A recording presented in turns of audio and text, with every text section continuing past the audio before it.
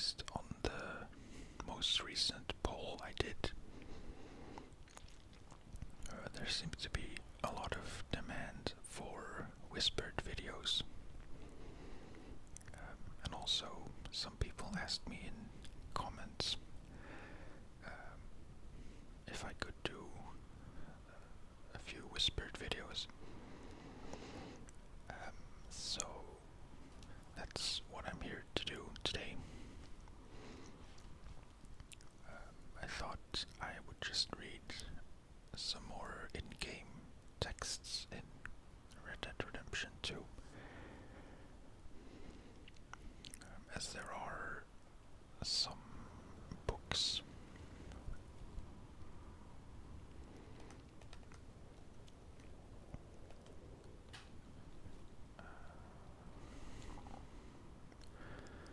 right here.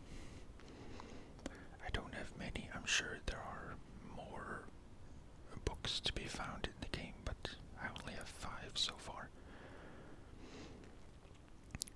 Before we start, if you like these videos and my content in general, please take a second to subscribe, and feel free to leave a comment. If there are any specific things you would like me to read in this game, eventually I'll probably do most of it, like all the Compendium stuff and letters and notes, and if I find more books I'd like to read those as well, but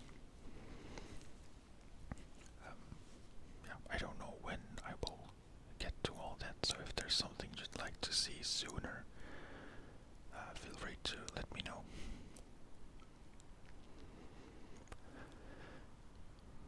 So the first text is called Rambles Through Woods and Plains.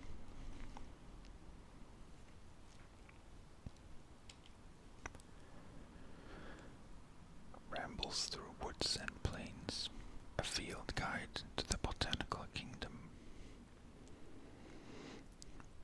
I noticed that most, if not all, of these books or texts don't start at the beginning. They're just kind of cut off at the beginning and at the end. So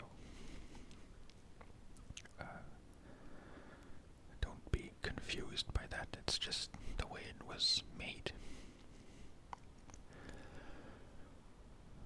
When I immediately stumbled upon an old woman with some crow garlic. No, this is not a bulb of garlic sold by a miserable old crone.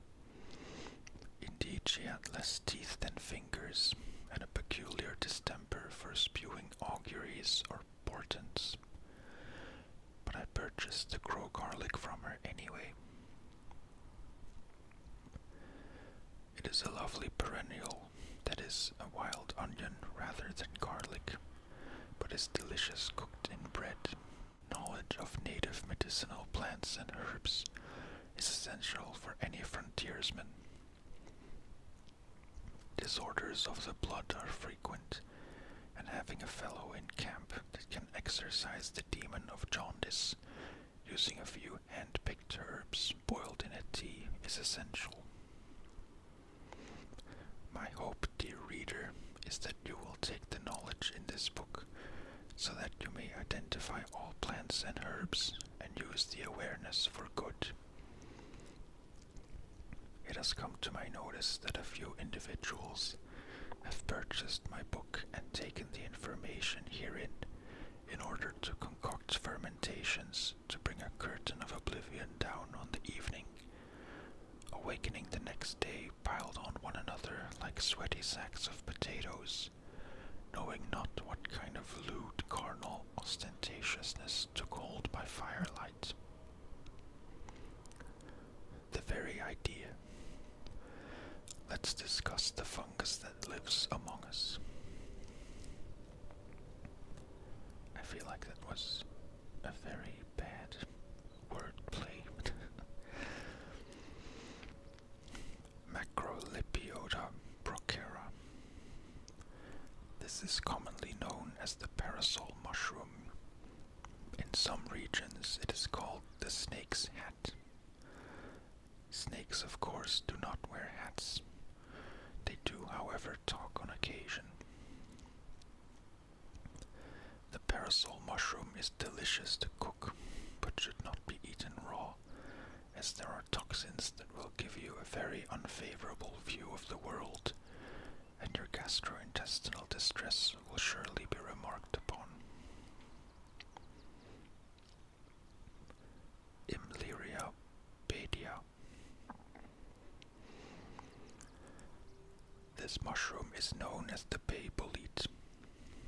These are quite common and can be found in large numbers. These are lovely to cook with garlic and give a distinctive taste of rotted wood that pairs well with the merlot. Do not be worried about the bluish marks that can occur on the underside. Like humans, these mushrooms bruise.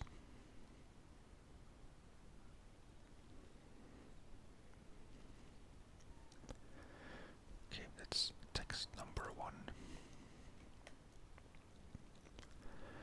Moving swiftly along to the second one, which is called Farm, Field and Falconry.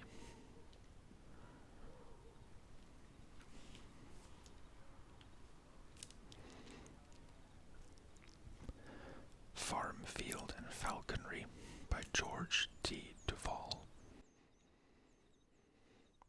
Again, starting in the middle of a sentence. Baffled me at the pertinacity exhibited by his tone. A man proficient in the use of a spade can seed several rows in a single day in spring, sweating from his brow and laying prone as the sun sets, knowing that he is doomed to repeat the task for weeks. Yet a man with equal utilization of a quill can earn an even greater living, indeed an insouciant one, sitting in the shade, paying the man with the spade, and perishing very little as he transcribes his and perspiring very little as he transcribes his musing on flora, fauna, farm, and field. Having nourished you in the last 100 pages with the captivating chronicle of my upbringing and tales of hilarity at mistakes while foraging and tracking, I will share a few highlights of the wisdoms contained herein. On tracking animals, butchering them, and farming tips, plus the joys of falconry and bird watching.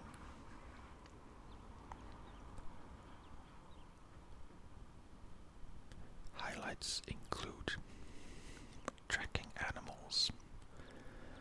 I take a great deal of pleasure identifying scat, picking it up, rubbing it between my fingers, bringing it to my nose, taking a deep inhale, savoring the earthy bouquet, and noting essences and emanations.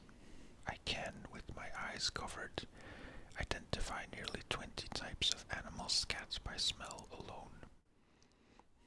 With touch, I can identify another 10, including human. Ew. This is especially helpful for hunting at night. It is also crucial to the hunt to determine what kind of meal the prey has masticated, for it can lead you to them, sat peaceful in a glen, enjoying a lovely taste of ferns or heather, before their world explodes in pain as my bullet rips through their rib cavity. Farming. Gathering bones. The bones of an animal you have hunted for food should not be discarded, nor should those of expired cattle or other barnyard creatures. They are extremely valuable. Obtain an old flour barrel and cover the bottom with hardwood ashes. Place a layer of bones, then a layer of ashes, alternating until the barrel is full. Pour a sufficient amount of your urine in the barrel day after day to wet everything. Over time, the bones will soften and crumble. Mix with them dry loam and use as you would manure.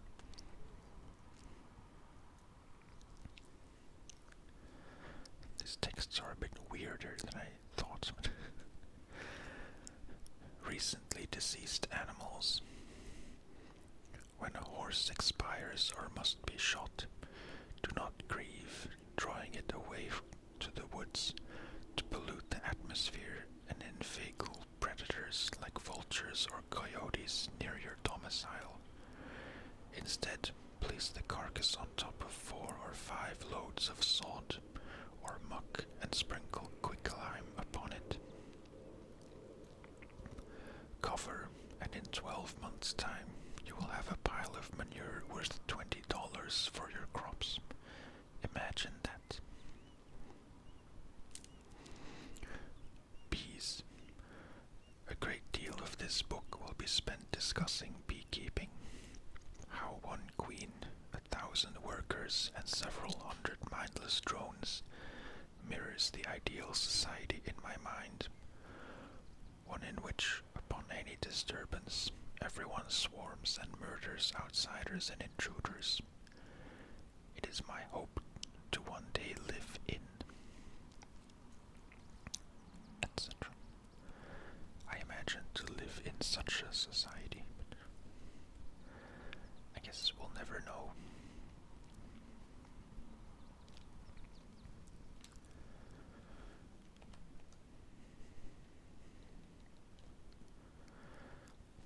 Text number 3 is called Wild Man's Journal.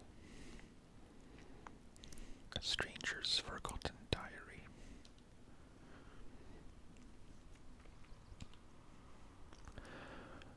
Runaway's Diary. October 2nd, 1881. Today is my birthday. Mother had old Circe scrub me and put me in my dinner clothes, and I spoke with the minister after services and prayed with him. Old Circe made a cake to go along with the Sunday dinner, and Father presented me with a shotgun, which he said was mine and that I am to take care of it.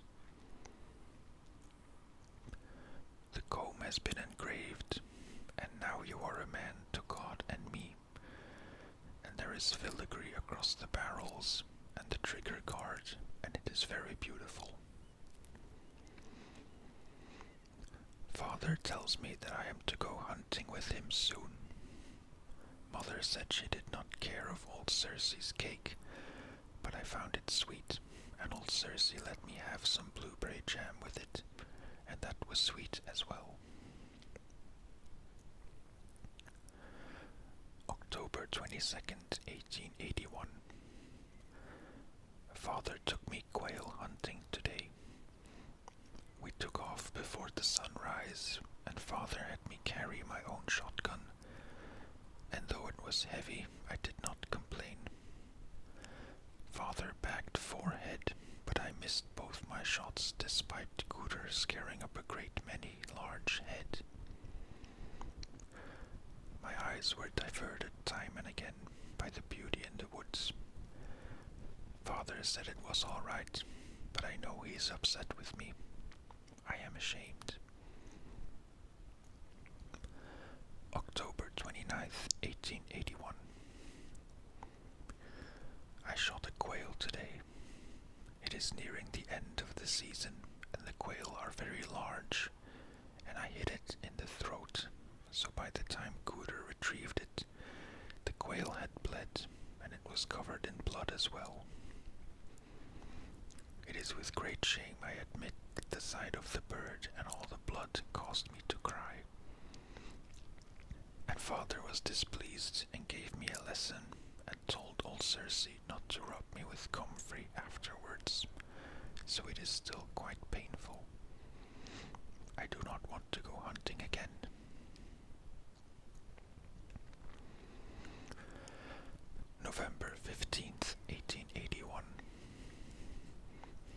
is unseasonably warm. Father calls it Indian summer. He takes advantage and goes hunting every week and demands that I come with him. I hate it. The shotgun is heavy, and the gunpowder causes my eyes to sting, and my nostrils and mouth are caked in gunpowder all day. Father complained to Mother that old Circe was treating me as though I were a child, so old Circe no longer scrubs me, but I am not a child, so I scrub myself just fine. I would like to never go hunting again.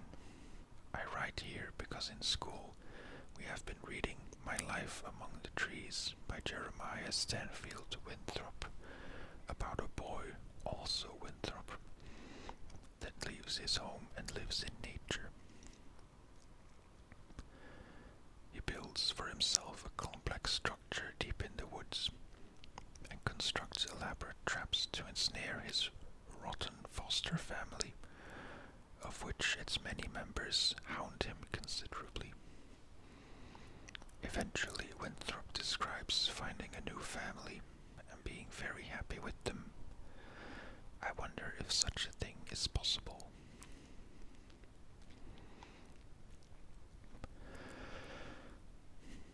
December 3rd, 1881.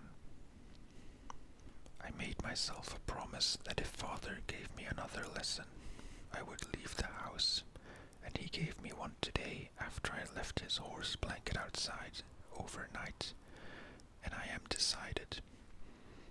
I have been packing away necessary clothings and supplies for a journey away. I have a folding map and have already laid out a route leading south and west, which should keep me from the cold should it ever come. The leaves are dead on the branches, but it is still warm. I have the wood-handled knife Father gave me, and my box of tackles, and a length of good wire, and I have the compass as well, but I will not take the shotgun. I have no need for it, and want it less, and anyone I encounter will not be much impressed with me for having it.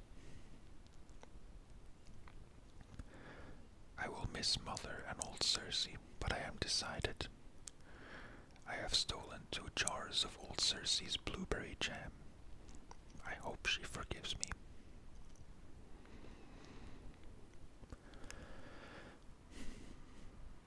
December 24th, 1881.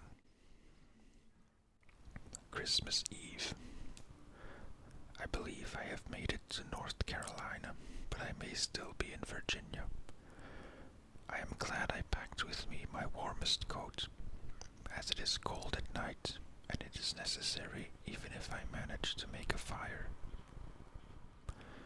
I am ashamed to say I have already eaten all of old Circe's jam and most of the provisions I brought with me, though I found a creek and managed to catch 2 trout, which sustained me for several days.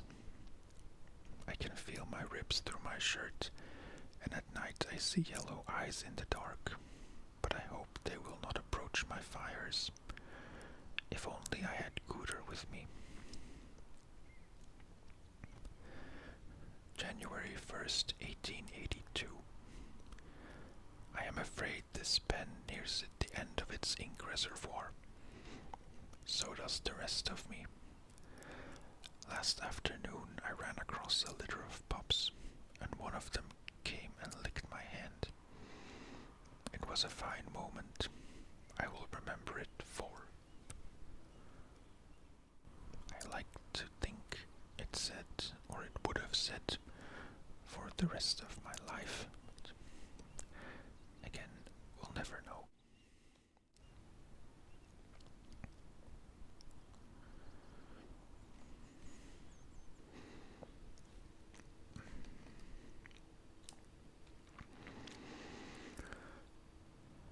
Text number 4 is called Zoological Compendium.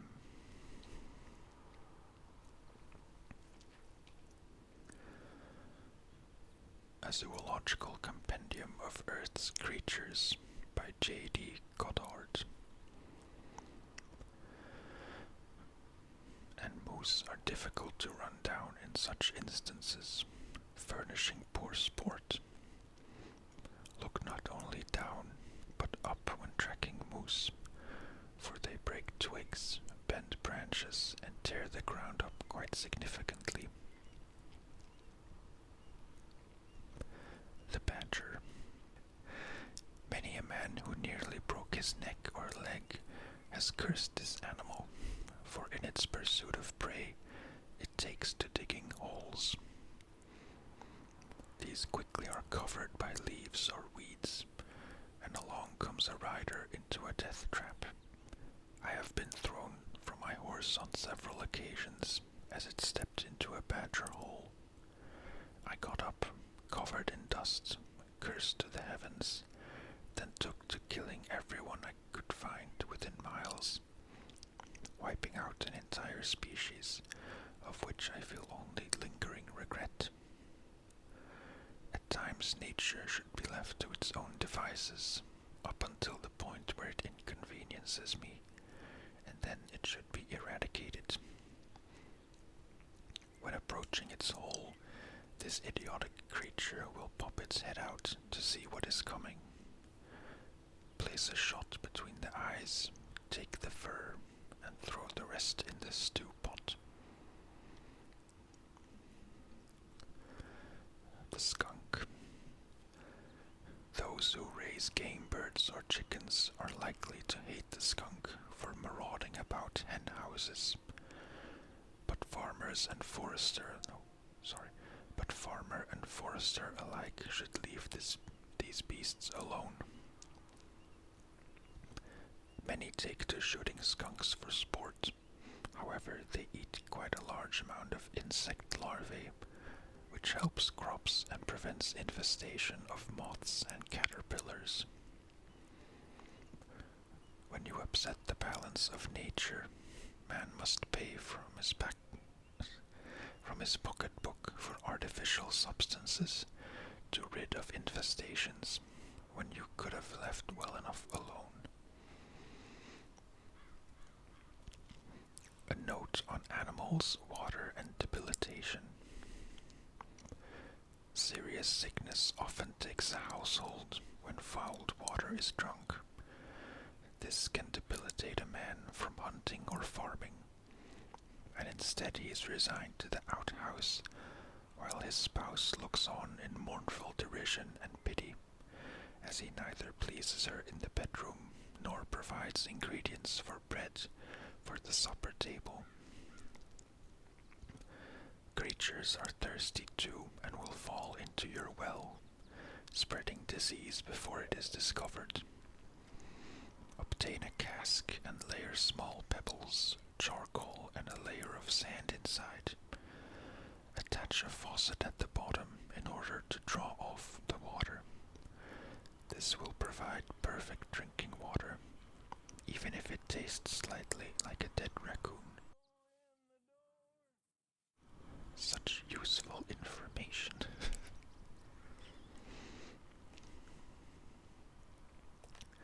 Okay, and the last book I have so far is called Otis Miller and the Black-Hearted Lady. Sorry, I messed that up. Otis Miller and the Black-Hearted Lady.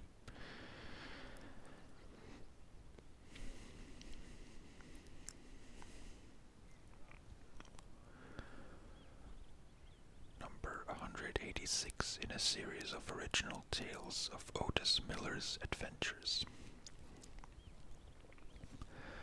And looked across the arroyo, and sat her horse and leaned over and spit in the dry dirt running with cracks from 100 days of beating sun. I don't know too many women take after chewing tobacco like that, the man said. I don't know too many one-eyed Injuns, Black Bell replied. Fact, I'm not used to traveling with company. It slows me down. She mentioned her horse over the scree again. He followed her down the gully, through some scrub brush, and past the charred vestiges of a wagon long since burned, and the remains of a driver still sat in the seat, having been picked clean by buzzards. Apaches, most like. She sniffed the air. Yup, she spat again. You ever tangle with them? I did. Got into a scrap with some Mexicans in a ravine outside Chuparosa. 2 Apache warriors got caught rustling these Mexicans' horses. They lit over the edge of this ditch, running from musket fire, and damn near fell into my lap. We like to cut each other up, each of us having our knives out, when some more sense kicked in, and we realized all 3 of us was gonna be dead by the hands of the Mexicans if we don't join together. They almost smirked when I grabbed my rifle. I don't think they ever seen a woman hold much other than a baby. I laid down next to a rock, grabbed a bite from a plug of tobacco, propped up my rifle, and took out 3 shooters across the ravine. What did you do then? Hell, went and got the horses, traded them and moved on. I mean with the Apaches. I camped with a band of them at the old Presidio.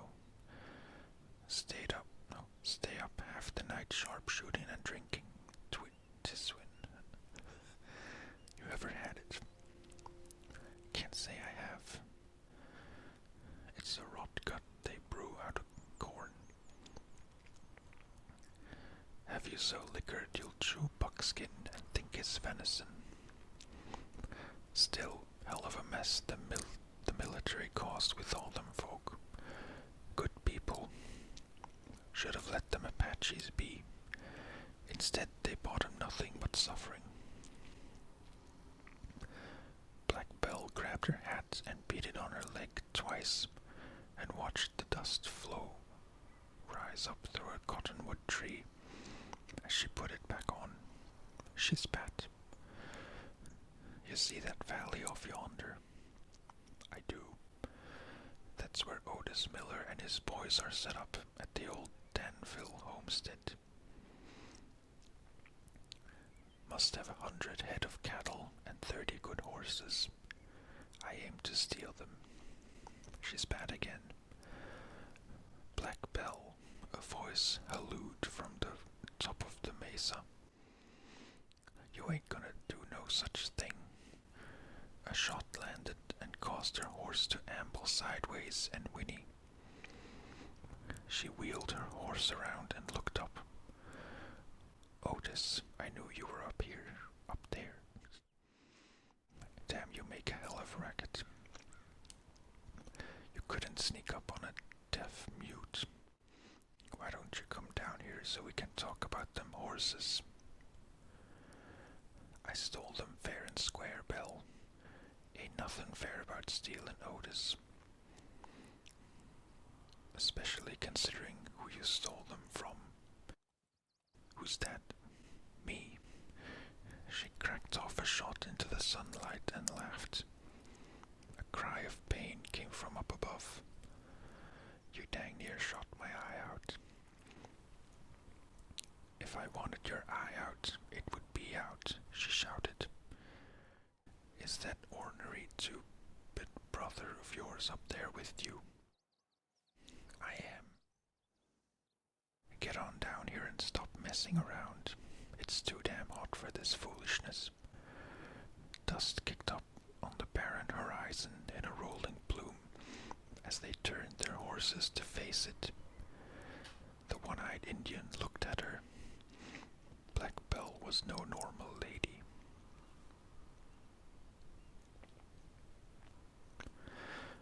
All right. For now, I think that's gonna do it. that's all the books I have so far.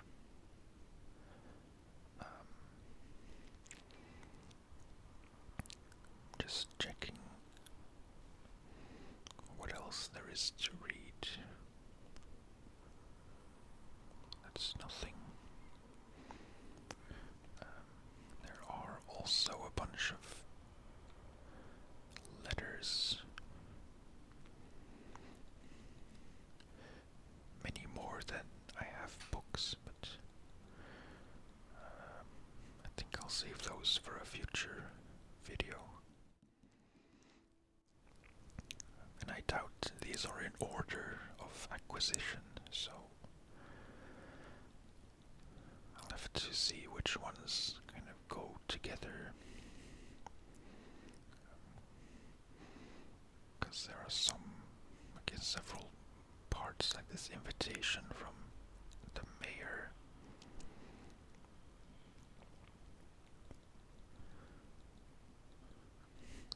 Second invitation from the mayor. Anyway, it doesn't really matter. It will just be, might be a bit confusing if I don't read them in order, but it's not a big deal, I think. So, yeah, I think this will be it for this video. I hope you liked it. I hope these whisper videos are something you'd like to see more of.